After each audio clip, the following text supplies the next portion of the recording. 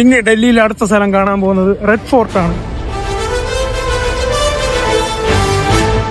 ചുവന്ന കോട്ട എന്ന് മലയാളത്തിൽ പറയുന്ന സ്ഥലം ഇതാണ്. ആരും റെഡ് ഫോർട്ടിൽ പോകരുത്, അങ്ങനെ പറയാൻ എനിക്ക് ഒരു അവകാശവുമില്ല. എന്നാലും ഒരു കാര്യം നിങ്ങളുടെ മുന്നേ പറയാം. എന്റെ വീഡിയോ കാണുന്ന, എന്നെ ഇഷ്ടപ്പെടുന്ന ആരെങ്കിലൊക്കെ ഉണ്ടെങ്കിൽ നിങ്ങളൊക്കെ ഈ റെഡ് ഫോർട്ടിൽ പോവുകയാണെങ്കിൽ ഇതിൻ്റെ അകത്ത് കയറിയാൽ ഇറങ്ങാൻ നിങ്ങൾ വളരെ കഷ്ടപ്പെടും. അത്രയ്ക്കും വളരെ മനോഹരമായിട്ടും വളരെ ആഡംബരപരമായിട്ടാണ് രാജാക്കന്മാർ അവരുടെ കൊട്ടാരങ്ങൾ പണിഞ്ഞു വെച്ചിരിക്കുന്നത്. അതിൻ്റെ ഒരു തൂണിൻ്റെ വലിപ്പമാണ് നിങ്ങളിപ്പോൾ കാണുന്നത്.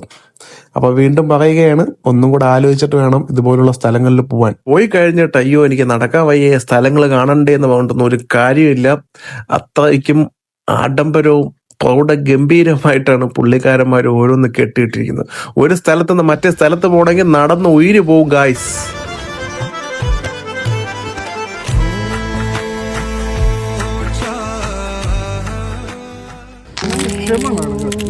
കാറ്റിനോടും കിളികളോടും